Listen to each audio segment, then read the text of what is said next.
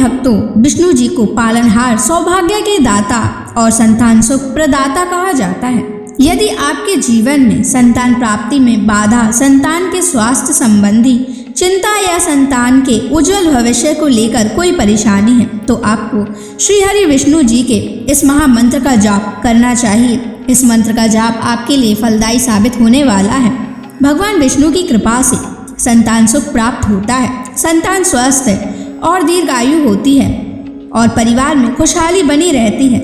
अगर आप भी संतान प्राप्ति की कामना करते हैं तो आपको इस मंत्र का जाप जरूर करना चाहिए। इस मंत्र का आपको नियमित 108 बार जाप करने से आपके जीवन में आपको संतान की प्राप्ति हो जाएगी।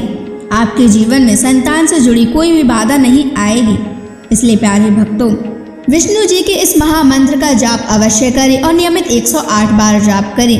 यदि आप इस महामंत्र का जाप करने में असमर्थ हैं तो आप इस वीडियो को अपने मोबाइल फोन पर स्पीकर पर चलाकर अपने घर, दुकान या ऑफिस में छोड़ दें। ऐसा करने से आपको हर उस स्थान पर भगवान विष्णु की असीम कृपा प्राप्त होने लगेगी और आपको संतान सुख की भी प्राप्ति होगी। इसलिए प्यारे भक्तों, इस मंत्र को साधारण समझने की गलती बिल्कुल भी ना करें। यह मंत्र बहुत ही चमत्कारी और प्रभावशाली मंत्र है।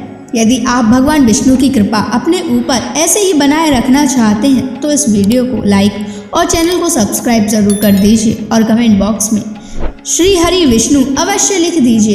तो चलिए भक्तों, मंत्र का जाप करना प्रारंभ करते हैं। ओम ह्रीं क्लीं नारायणाय सिद्धिं मे देहि स्वाहा। ओम ह्रीं क्लीं नारायणाय सिद्धिं मे देहि स्वाहा। ओम ह्रीं क्लीं नारायणाय सिद्धिं मे देहि स्वाहा। ओम ह्रीं क्लीं नारायणाय सिद्धिं मे देहि स्वाहा। ओम ह्रीं क्लीं नारायणाय सिद्धिं मे देहि स्वाहा। ओम ह्रीं क्लीं नारायणाय सिद्धिं मे देहि स्वाहा। ओम ह्रीं क्लीं नारायणाय सिद्धिं मे देहि स्वाहा। ओम ह्रीं क्लीं नारायणाय सिद्धिं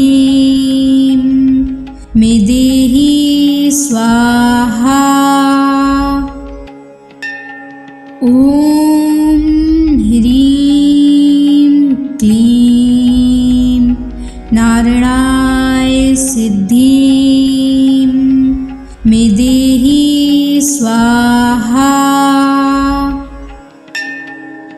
ओम ह्रीं क्लीं नारायणाय सिद्धिं मे देहि स्वाहा।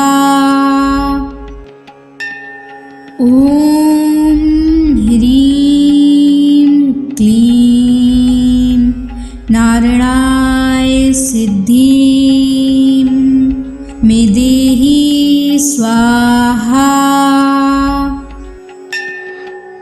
ओम ह्रीं क्लीं नारायणाय सिद्धिं स्वाहा। ॐ ह्रीं क्लीं नारायणाय सिद्धिं मे देहि स्वाहा। ॐ ह्रीं क्लीं नारायणाय सिद्धिं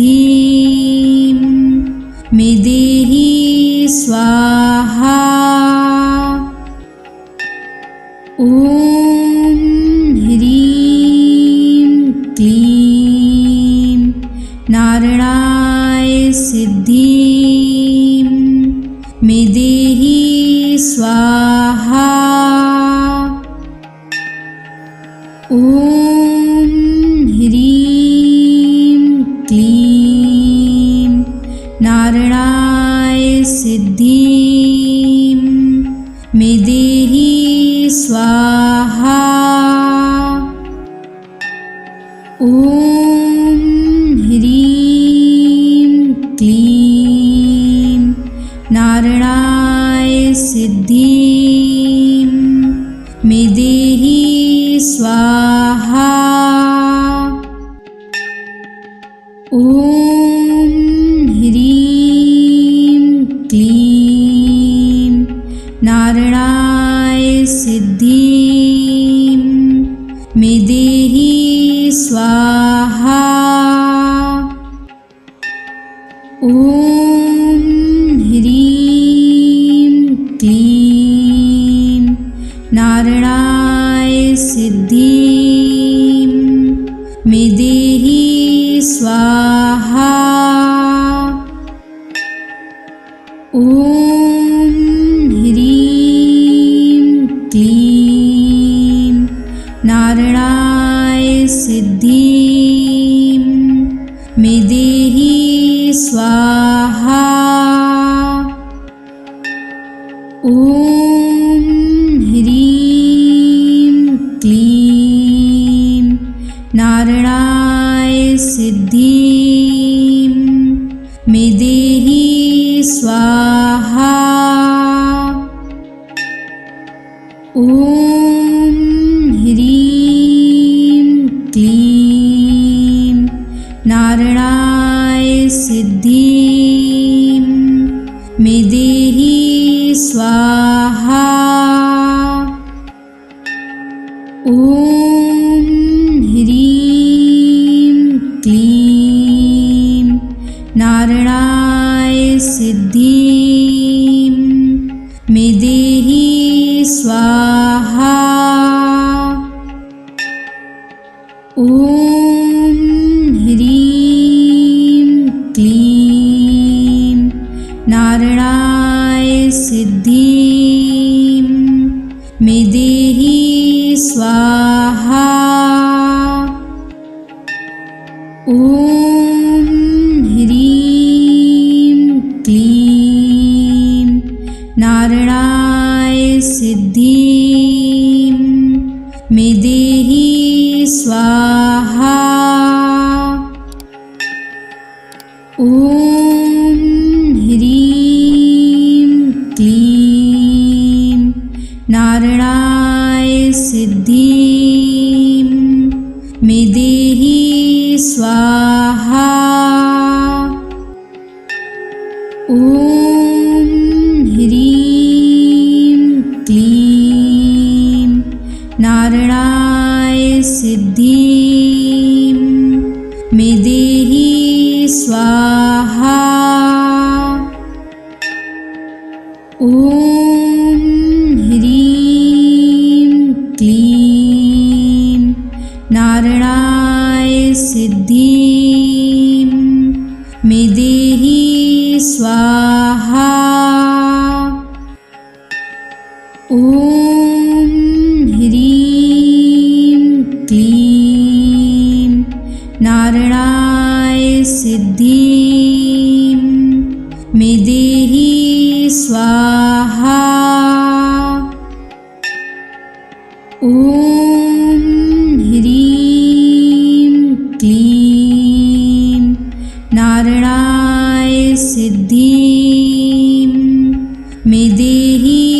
स्वाहा। ॐ ह्रीं क्लीं नारायणाय सिद्धिं मे देहि स्वाहा। ॐ ह्रीं क्लीं नारायणाय सिद्धिं मे देहि स्वाहा। ॐ ह्रीं क्लीं नारायणाय सिद्धिं मे देहि स्वाहा। ॐ ह्रीं क्लीं नारायणाय सिद्धिं मे देहि स्वाहा। ॐ ह्रीं क्लीं नारायणाय सिद्धिं मे देहि स्वाहा। ॐ ह्रीं क्लीं नारायणाय सिद्धिं मे देहि स्वाहा।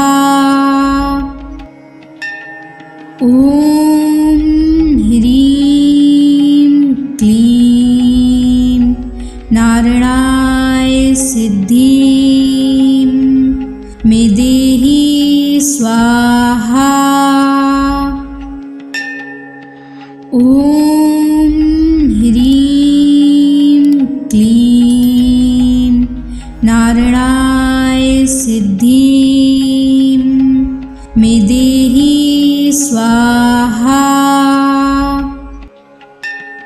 ॐ ह्रीं क्लीं नारायणाय सिद्धिं मे देहि स्वाहा।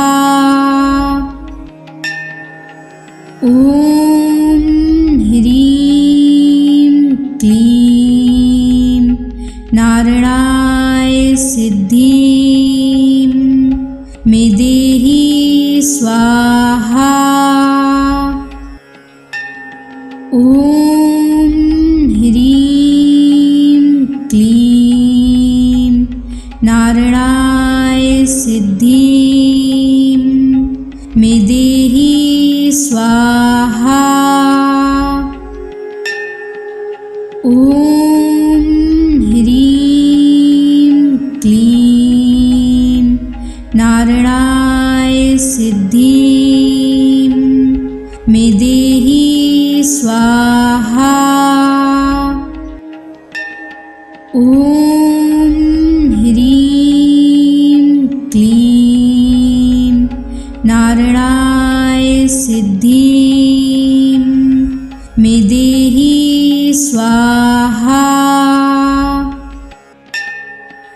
ॐ ह्रीं क्लीं नारायणाय सिद्धिं मे देहि स्वाहा। ॐ ह्रीं क्लीं नारायणाय सिद्धिं मे देहि स्वाहा।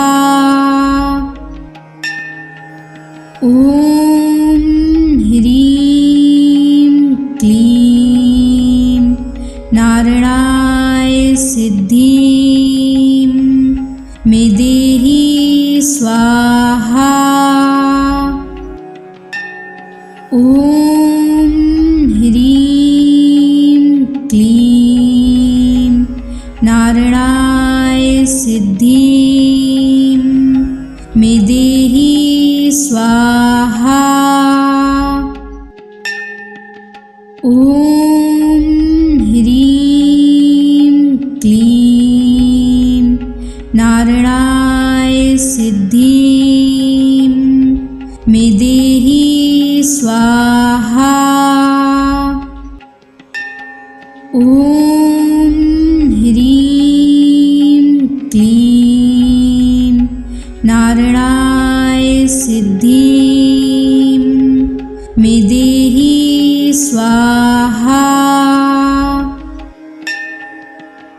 ॐ ह्रीं क्लीं नारायणाय सिद्धिं मे देहि स्वाहा। ॐ ह्रीं क्लीं नारायणाय सिद्धिं मे देहि स्वाहा।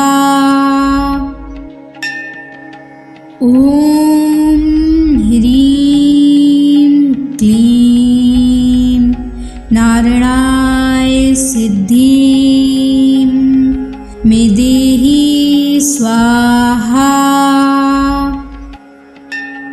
ॐ ह्रीं क्लीं नारायणाय सिद्धिं मे देहि स्वाहा। ॐ ह्रीं क्लीं नारायणाय सिद्धिं मे देहि स्वाहा। ॐ ह्रीं क्लीं नारायणाय सिद्धिं मे देहि स्वाहा। ॐ ह्रीं क्लीं नारायणाय सिद्धिं मे देहि स्वाहा। ॐ ह्रीं क्लीं नारायणाय सिद्धिं मे देहि स्वाहा। ॐ ह्रीं क्लीं नारायणाय सिद्धिं मे देहि स्वाहा। ॐ ह्रीं क्लीं नारायणाय सिद्धिं मे देहि स्वाहा। ॐ ह्रीं क्लीं नारायणाय सिद्धिं मे देहि स्वाहा। ॐ ह्रीं क्लीं नारायणाय सिद्धिं मे देहि स्वाहा। ॐ ह्रीं क्लीं नारायणाय सिद्धिं मे देहि स्वाहा। ॐ ह्रीं क्लीं नारायणाय सिद्धिं मे देहि स्वाहा। ॐ ह्रीं क्लीं नारायणाय सिद्धिं मे देहि स्वाहा। ॐ ह्रीं क्लीं नारायणाय सिद्धिं मे देहि स्वाहा। ॐ ह्रीं क्लीं नारायणाय सिद्धिं मे देहि स्वाहा। ॐ ह्रीं क्लीं नारायणाय सिद्धिं मे देहि स्वाहा। ॐ ह्रीं क्लीं नारायणाय सिद्धिं मे देहि स्वाहा। ॐ ह्रीं क्लीं नारायणाय सिद्धिं मे देहि स्वाहा। ॐ ह्रीं क्लीं नारायणाय सिद्धिं मे देहि स्वाहा। ॐ ह्रीं क्लीं नारायणाय सिद्धिं मे देहि स्वाहा। ॐ ह्रीं क्लीं नारायणाय सिद्धिं मे देहि स्वाहा। ॐ ह्रीं क्लीं नारायणाय सिद्धिं मे देहि स्वाहा।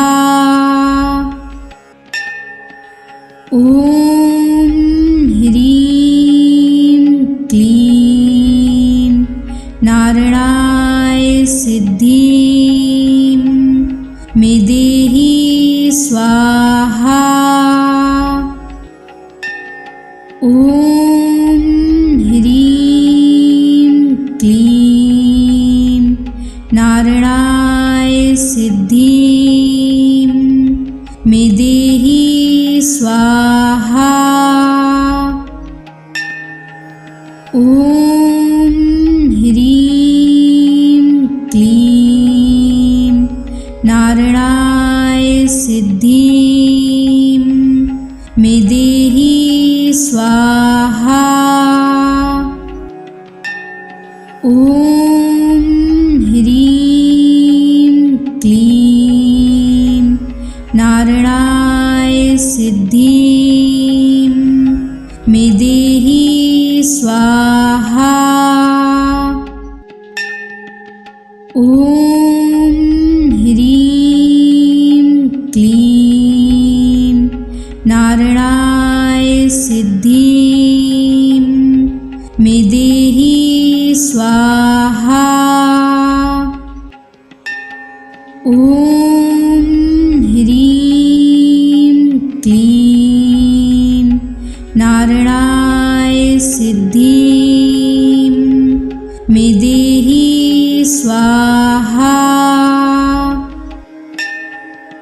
ॐ ह्रीं क्लीं नारायणाय सिद्धिं मे देहि स्वाहा।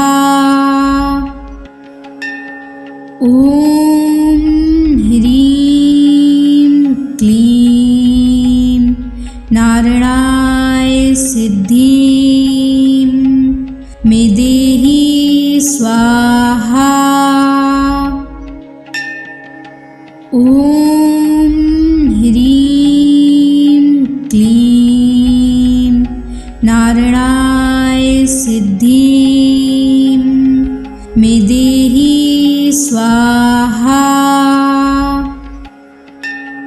ॐ ह्रीं क्लीं नारायणाय सिद्धिं मे देहि स्वाहा। ॐ ह्रीं क्लीं नारायणाय सिद्धिं मे देहि स्वाहा।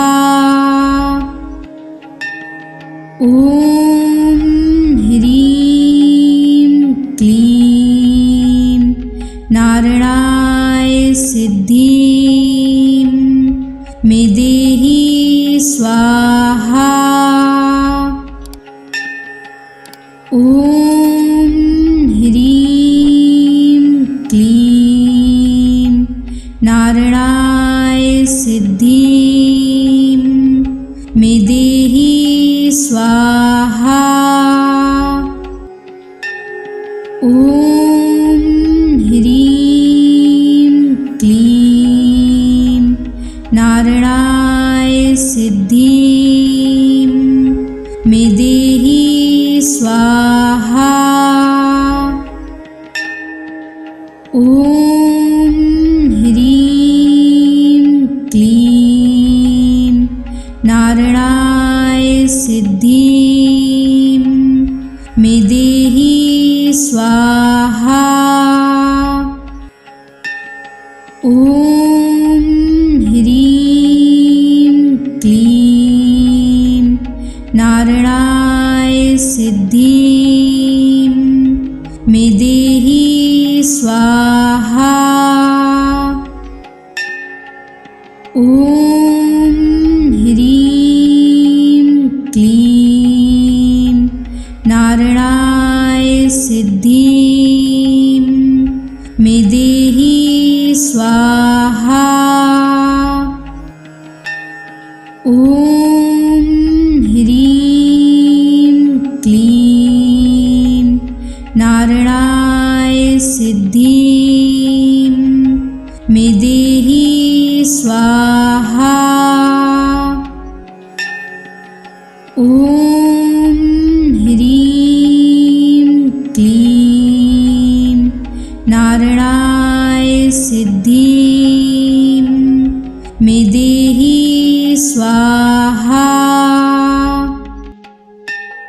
ॐ ह्रीं क्लीं नारायणाय सिद्धिं मे देहि स्वाहा।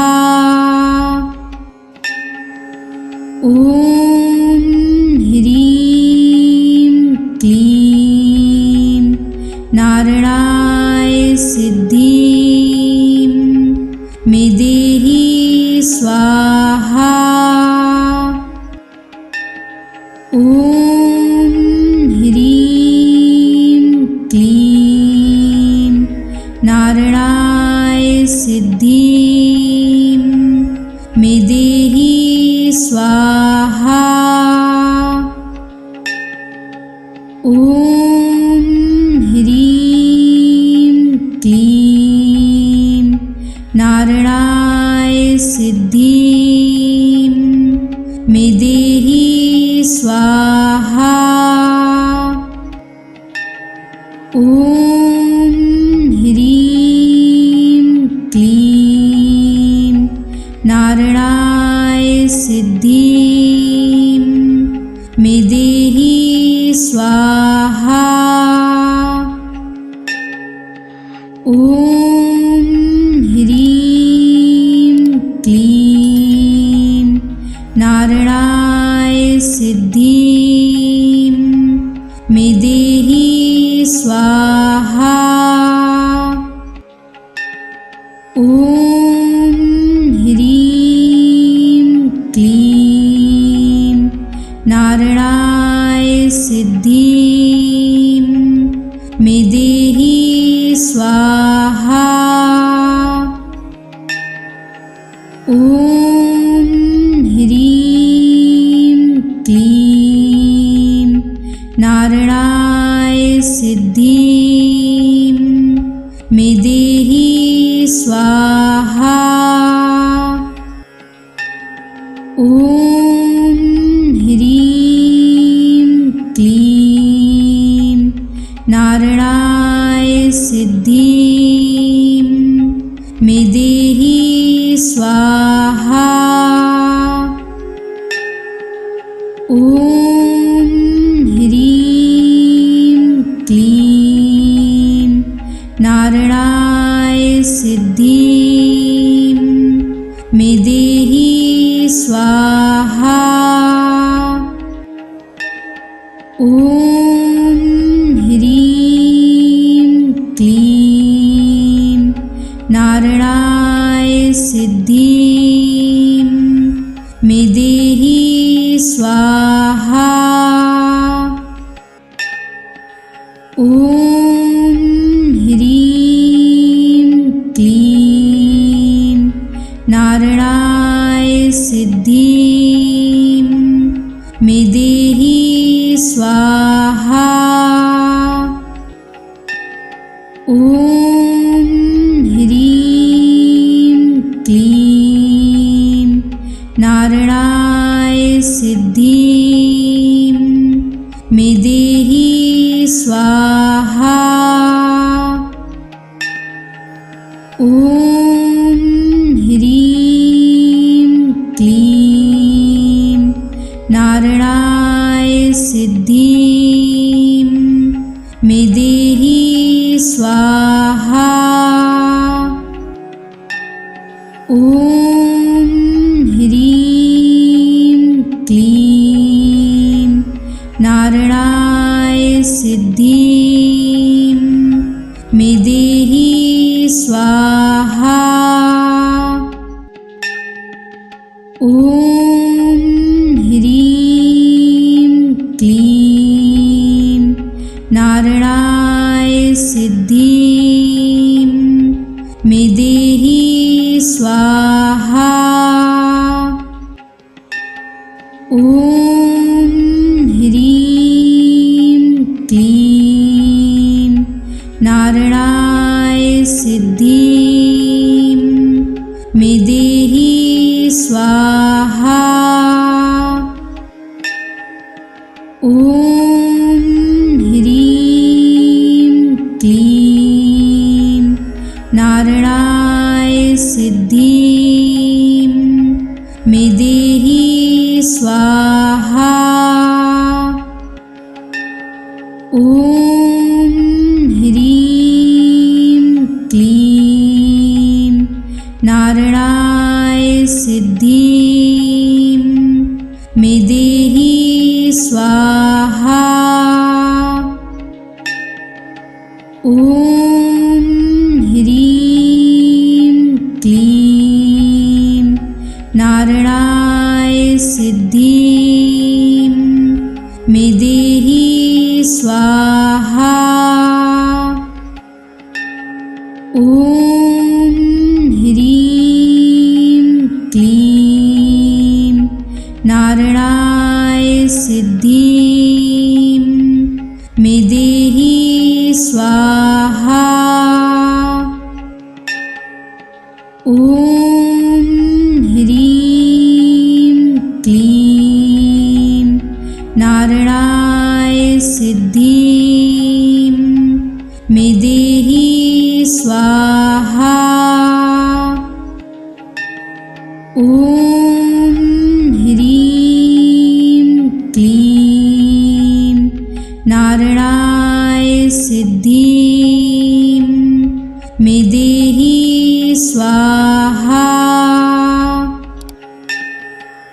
ॐ ह्रीं क्लीं नारायणाय सिद्धिं मे देहि स्वाहा। ॐ ह्रीं क्लीं नारायणाय सिद्धिं मे देहि स्वाहा। ॐ ह्रीं क्लीं नारायणाय सिद्धिं मे देहि स्वाहा। ॐ ह्रीं क्लीं नारायणाय सिद्धिं मे देहि स्वाहा। ॐ ह्रीं क्लीं नारायणाय सिद्धिं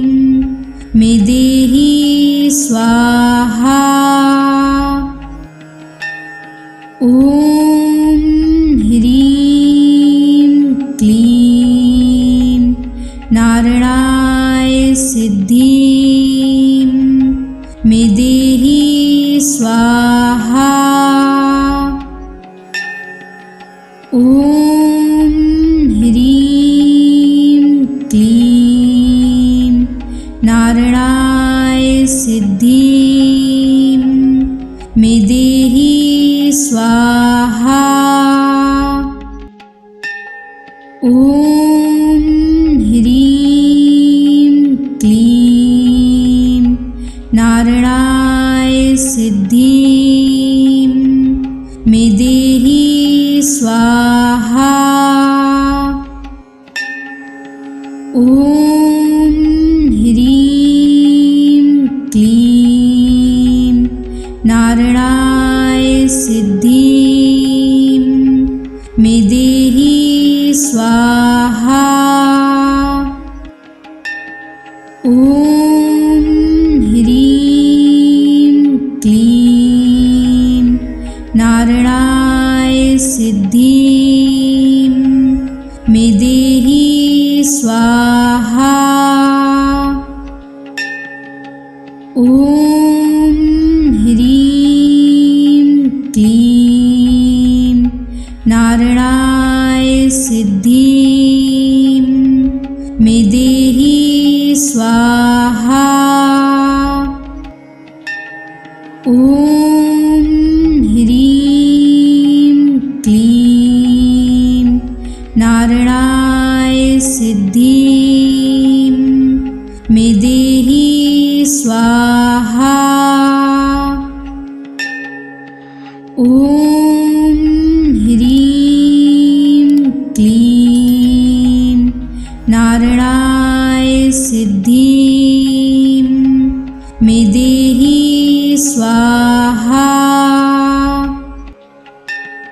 ॐ ह्रीं क्लीं नारायणाय सिद्धिं मे देहि स्वाहा। ॐ ह्रीं क्लीं नारायणाय सिद्धिं मे देहि स्वाहा। ॐ ह्रीं क्लीं नारायणाय सिद्धिं मे देहि स्वाहा। ॐ ह्रीं क्लीं नारायणाय सिद्धिं मे देहि स्वाहा।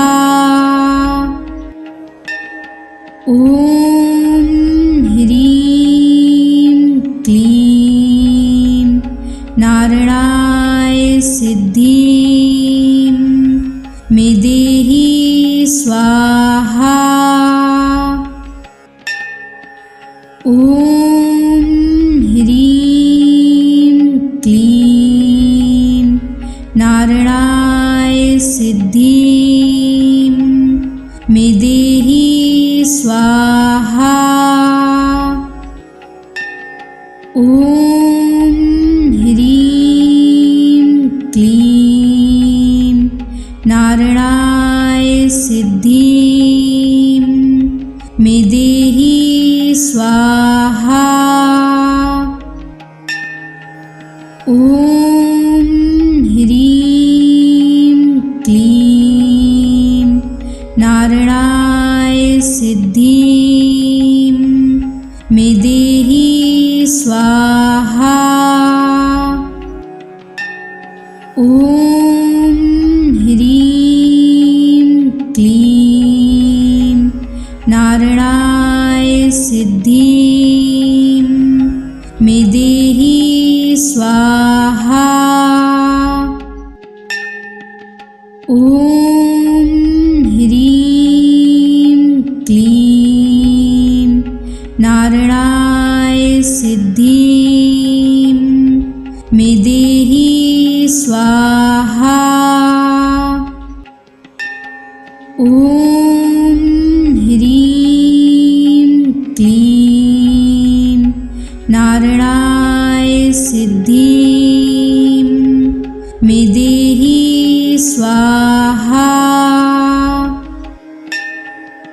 ॐ ह्रीं क्लीं नारायणाय सिद्धिं मे देहि स्वाहा। ॐ ह्रीं क्लीं नारायणाय सिद्धिं मे देहि स्वाहा। ॐ ह्रीं क्लीं नारायणाय सिद्धिं मे देहि स्वाहा। ॐ ह्रीं क्लीं नारायणाय सिद्धिं मे देहि स्वाहा। ॐ ह्रीं क्लीं नारायणाय सिद्धिं मे देहि स्वाहा। ॐ ह्रीं क्लीं नारायणाय सिद्धिं मे देहि स्वाहा। ॐ ह्रीं क्लीं नारायणाय सिद्धिं मे देहि स्वाहा। ॐ ह्रीं क्लीं नारायणाय सिद्धिं मे देहि स्वाहा। ॐ ह्रीं क्लीं नारायणाय सिद्धिं मे देहि स्वाहा। ॐ ह्रीं क्लीं नारायणाय सिद्धिं मे देहि स्वाहा। ॐ ह्रीं क्लीं नारायणाय सिद्धिं मे देहि स्वाहा। ॐ ह्रीं क्लीं नारायणाय सिद्धिं मे देहि स्वाहा। ॐ ह्रीं क्लीं नारायणाय सिद्धिं मे देहि स्वाहा। ॐ ह्रीं क्लीं नारायणाय सिद्धिं मे देहि स्वाहा। ॐ ह्रीं क्लीं नारायणाय सिद्धिं मे देहि स्वाहा। ॐ ह्रीं क्लीं नारायणाय सिद्धिं मे देहि स्वाहा। ॐ ह्रीं क्लीं नारायणाय सिद्धिं मे देहि स्वाहा। ॐ ह्रीं क्लीं नारायणाय सिद्धिं मे देहि स्वाहा। ॐ ह्रीं क्लीं नारायणाय सिद्धिं मे देहि स्वाहा। ॐ ह्रीं क्लीं नारायणाय सिद्धिं मे देहि स्वाहा। ॐ ह्रीं क्लीं नारायणाय सिद्धिं मे देहि स्वाहा। ॐ ह्रीं क्लीं नारायणाय सिद्धिं मे देहि स्वाहा। ॐ ह्रीं क्लीं नारायणाय सिद्धिं मे देहि स्वाहा। ॐ ह्रीं क्लीं नारायणाय सिद्धिं मे देहि स्वाहा। ॐ ह्रीं क्लीं नारायणाय सिद्धिं मे देहि स्वाहा। ॐ ह्रीं क्लीं नारायणाय सिद्धिं मे देहि स्वाहा। ॐ ह्रीं क्लीं नारायणाय सिद्धिं मे देहि स्वाहा। ॐ ह्रीं क्लीं नारायणाय सिद्धिं मे देहि स्वाहा। ॐ ह्रीं क्लीं नारायणाय सिद्धिं मे देहि स्वाहा। ॐ ह्रीं क्लीं नारायणाय सिद्धिं मे देहि स्वाहा।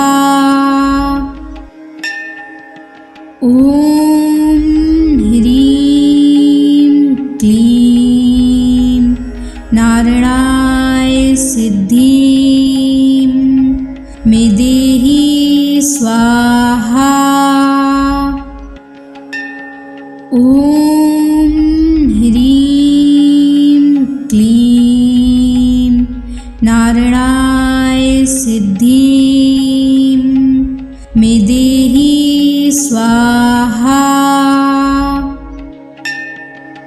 ॐ ह्रीं क्लीं नारायणाय सिद्धिं मे देहि स्वाहा। ॐ ह्रीं क्लीं नारायणाय सिद्धिं मे देहि स्वाहा।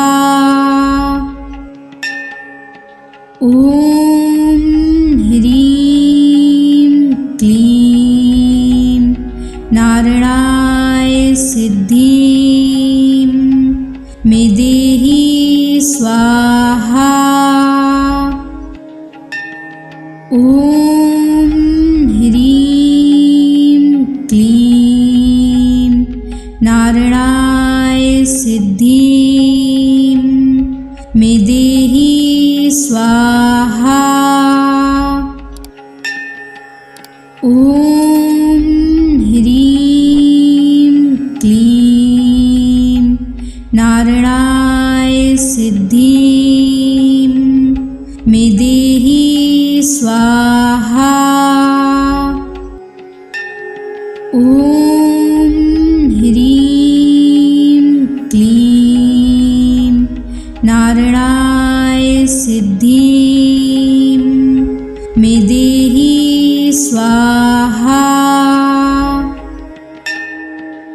ॐ ह्रीं क्लीं नारायणाय सिद्धिं मे देहि स्वाहा।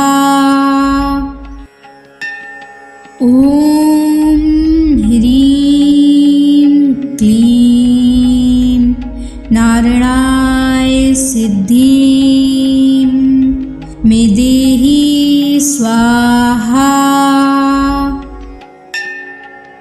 ॐ ह्रीं क्लीं नारायणाय सिद्धिं मे देहि स्वाहा।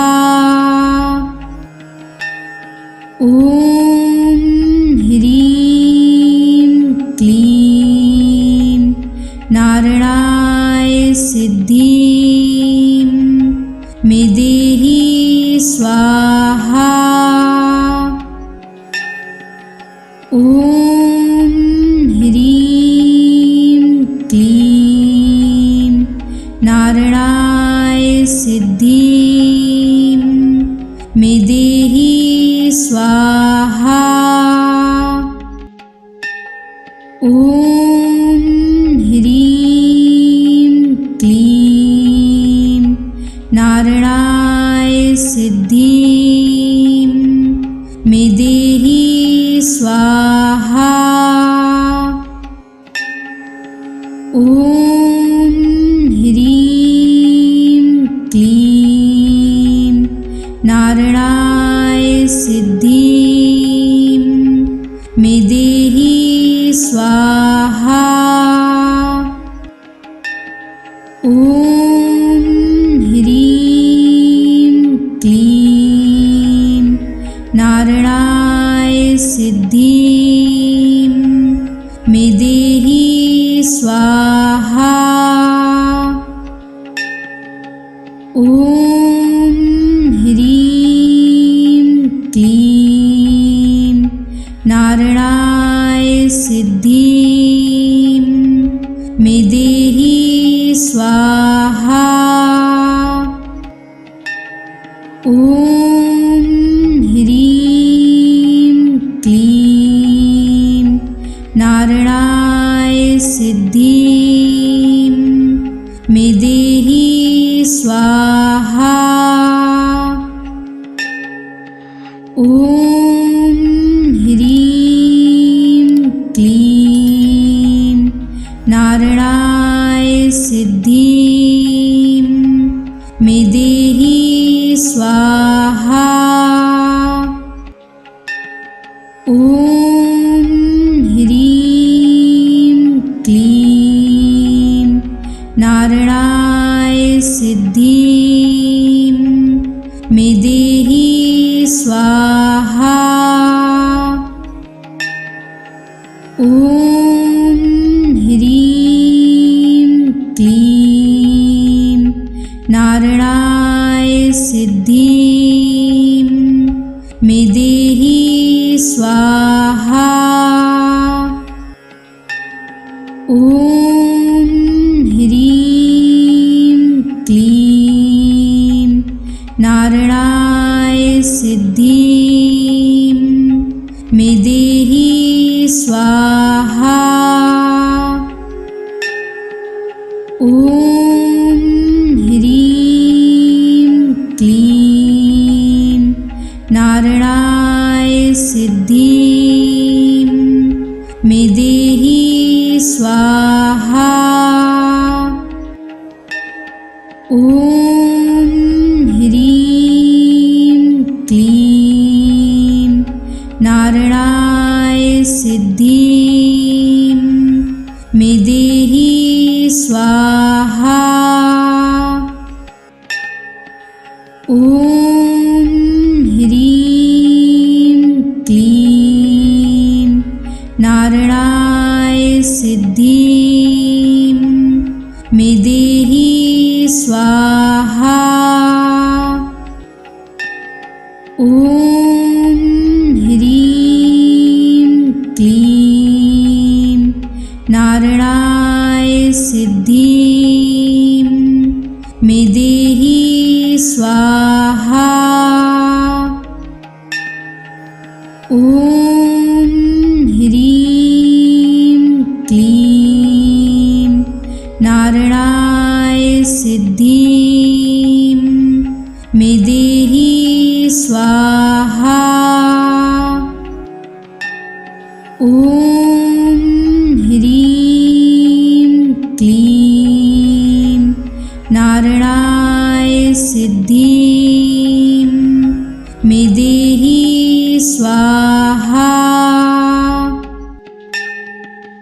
ॐ ह्रीं क्लीं नारायणाय सिद्धिं मे देहि स्वाहा। ॐ ह्रीं क्लीं नारायणाय सिद्धिं मे देहि स्वाहा। ॐ ह्रीं क्लीं नारायणाय सिद्धिं मे देहि स्वाहा। ॐ ह्रीं क्लीं नारायणाय सिद्धिं मे देहि स्वाहा। ॐ ह्रीं क्लीं नारायणाय सिद्धिं मे देहि स्वाहा। ॐ ह्रीं क्लीं नारायणाय सिद्धिं मे देहि स्वाहा। ॐ ह्रीं क्लीं नारायणाय सिद्धिं मे देहि स्वाहा। ॐ ह्रीं क्लीं नारायणाय सिद्धिं मे देहि स्वाहा। ॐ ह्रीं क्लीं नारायणाय सिद्धिं मे देहि स्वाहा। ॐ ह्रीं क्लीं नारायणाय सिद्धिं मे देहि स्वाहा। ॐ ह्रीं क्लीं नारायणाय सिद्धिं मे देहि स्वाहा। ॐ ह्रीं क्लीं नारायणाय सिद्धिं मे देहि स्वाहा। ॐ ह्रीं क्लीं नारायणाय सिद्धिं स्वाहा। ॐ ह्रीं क्लीं नारायणाय सिद्धिं मे देहि स्वाहा।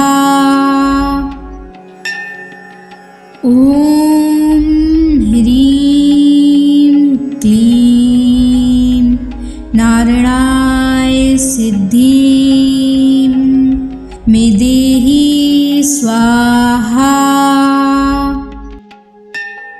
ॐ ह्रीं क्लीं नारायणाय सिद्धिं मे देहि स्वाहा।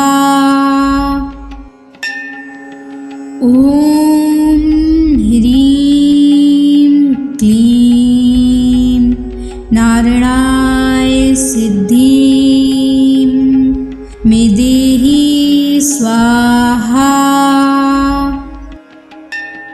ॐ ह्रीं क्लीं नारायणाय सिद्धिं मे देहि स्वाहा। ॐ ह्रीं क्लीं नारायणाय सिद्धिं मे देहि स्वाहा। ॐ ह्रीं क्लीं नारायणाय सिद्धिं मे देहि स्वाहा।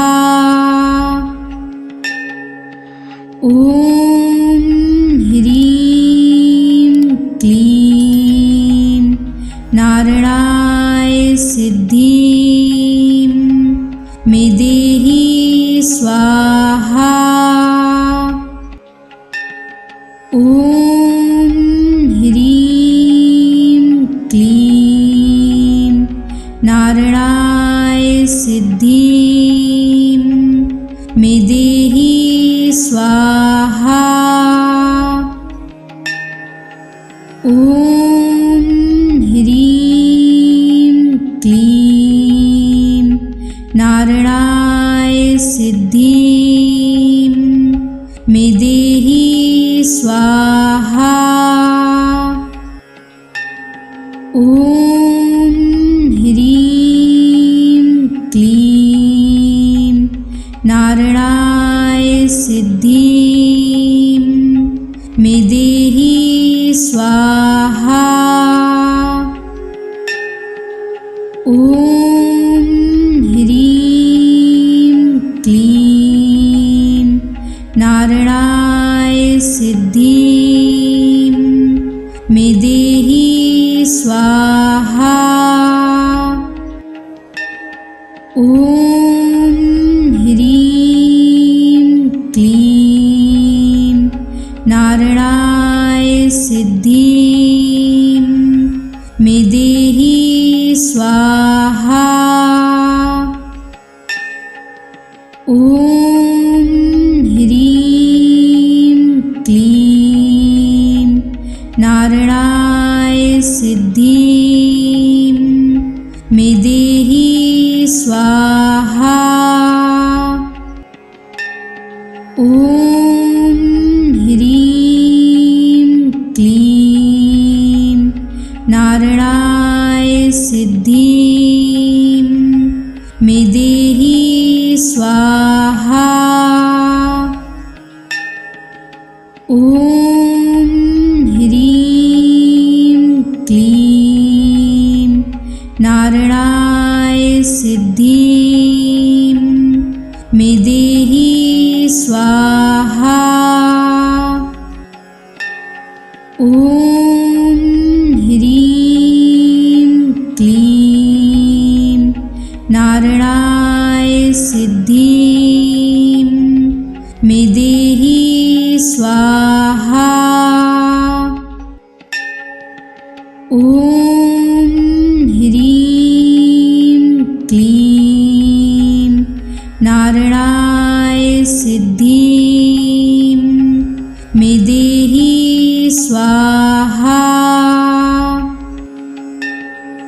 ॐ ह्रीं क्लीं नारायणाय सिद्धिं मे देहि स्वाहा। ॐ ह्रीं क्लीं नारायणाय सिद्धिं मे देहि स्वाहा। ॐ ह्रीं क्लीं नारायणाय सिद्धिं मे देहि स्वाहा। ॐ ह्रीं क्लीं नारायणाय सिद्धिं मे देहि स्वाहा। ॐ ह्रीं क्लीं नारायणाय सिद्धिं मे देहि स्वाहा। ॐ ह्रीं क्लीं नारायणाय सिद्धिं मे देहि स्वाहा। ॐ ह्रीं क्लीं नारायणाय सिद्धिं मे देहि स्वाहा। ॐ ह्रीं क्लीं नारायणाय सिद्धिं मे देहि स्वाहा। ॐ ह्रीं क्लीं नारायणाय सिद्धिं मे देहि स्वाहा। ॐ ह्रीं क्लीं नारायणाय सिद्धिं मे देहि स्वाहा। ॐ ह्रीं क्लीं नारायणाय सिद्धिं मे देहि स्वाहा। ॐ ह्रीं क्लीं नारायणाय सिद्धिं मे देहि स्वाहा। ॐ ह्रीं क्लीं नारायणाय सिद्धिं मे देहि स्वाहा। ॐ ह्रीं क्लीं नारायणाय सिद्धिं मे देहि स्वाहा। ॐ ह्रीं क्लीं नारायणाय सिद्धिं मे देहि स्वाहा। ॐ ह्रीं क्लीं नारायणाय सिद्धिं मे देहि स्वाहा। ॐ ह्रीं क्लीं नारायणाय सिद्धिं मे देहि स्वाहा। ॐ ह्रीं क्लीं नारायणाय सिद्धिं मे मे देहि स्वाहा। ॐ ह्रीं क्लीं नारायणाय सिद्धिं मे देहि स्वाहा। ॐ ह्रीं क्लीं नारायणाय सिद्धिं मे देहि स्वाहा। ॐ ह्रीं क्लीं नारायणाय सिद्धिं मे देहि स्वाहा। ॐ ह्रीं क्लीं नारायणाय सिद्धिं मे देहि स्वाहा। ॐ ह्रीं क्लीं नारायणाय सिद्धिं मे देहि स्वाहा। ॐ ह्रीं क्लीं नारायणाय सिद्धिं मे देहि स्वाहा। ॐ ह्रीं क्लीं नारायणाय सिद्धिं मे देहि स्वाहा। ॐ ह्रीं क्लीं नारायणाय सिद्धिं मे देहि स्वाहा। ॐ ह्रीं क्लीं नारायणाय सिद्धिं मे देहि स्वाहा। ॐ ह्रीं क्लीं नारायणाय सिद्धिं मे देहि स्वाहा। ॐ ह्रीं क्लीं नारायणाय सिद्धिं मे देहि स्वाहा। ॐ ह्रीं क्लीं नारायणाय सिद्धिं मे देहि स्वाहा। ॐ ह्रीं क्लीं नारायणाय सिद्धिं मे देहि स्वाहा। ॐ ह्रीं क्लीं नारायणाय सिद्धिं मे देहि स्वाहा। ॐ ह्रीं क्लीं नारायणाय सिद्धिं मे देहि स्वाहा। ॐ ह्रीं क्लीं नारायणाय सिद्धिं मे देहि स्वाहा।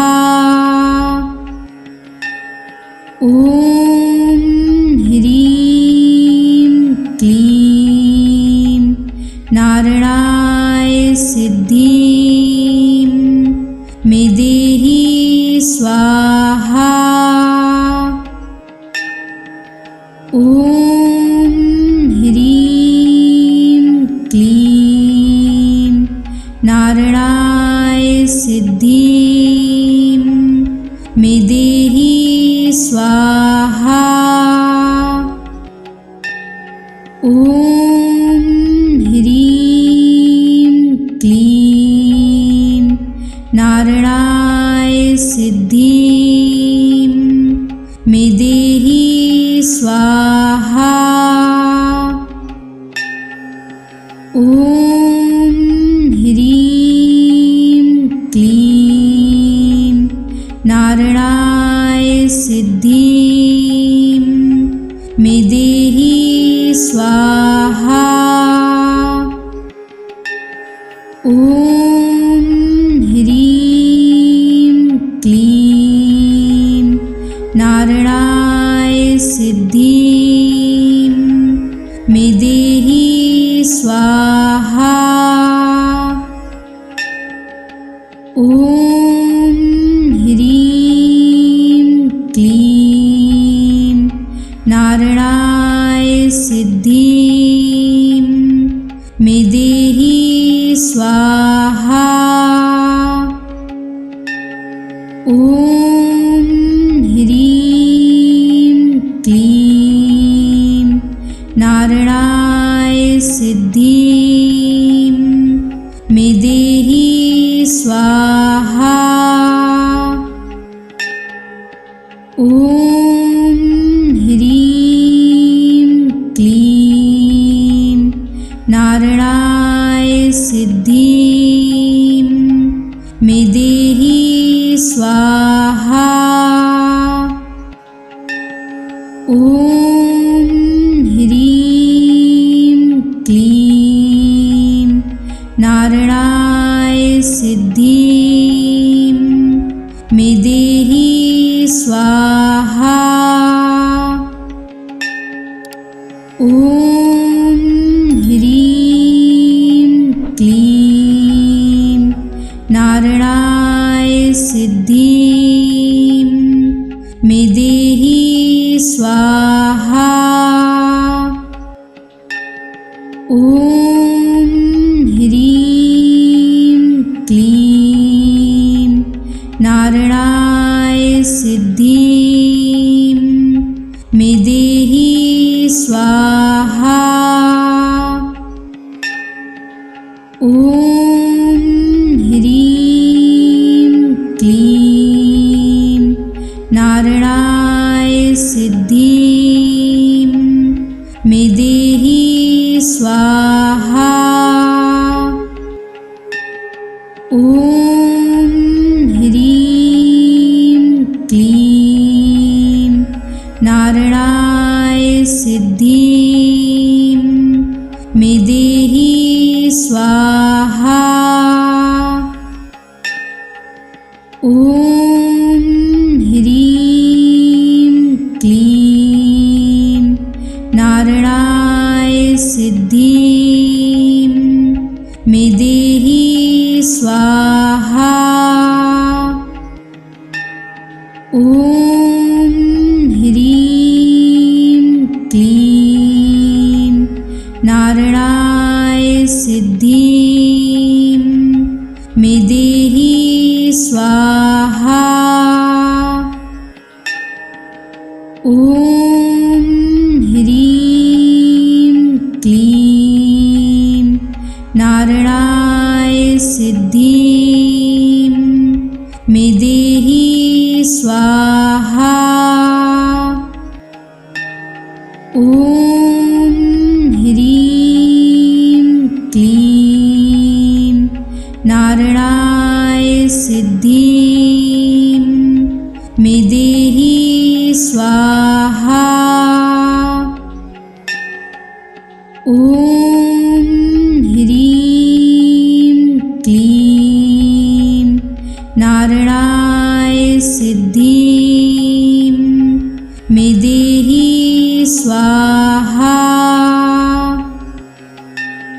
ॐ ह्रीं क्लीं नारायणाय सिद्धिं मे देहि स्वाहा। ॐ ॐ ह्रीं क्लीं नारायणाय सिद्धिं मे देहि स्वाहा।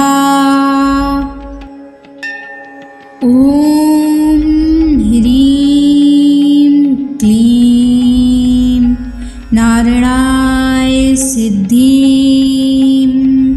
मे देहि स्वाहा। ॐ ह्रीं क्लीं नारायणाय सिद्धिं मे देहि स्वाहा। ॐ ह्रीं क्लीं नारायणाय सिद्धिं मे देहि स्वाहा। ॐ ह्रीं क्लीं नारायणाय सिद्धिं मे देहि स्वाहा। ॐ ह्रीं क्लीं नारायणाय सिद्धिं मे देहि स्वाहा। ॐ ह्रीं क्लीं नारायणाय सिद्धिं मे देहि स्वाहा।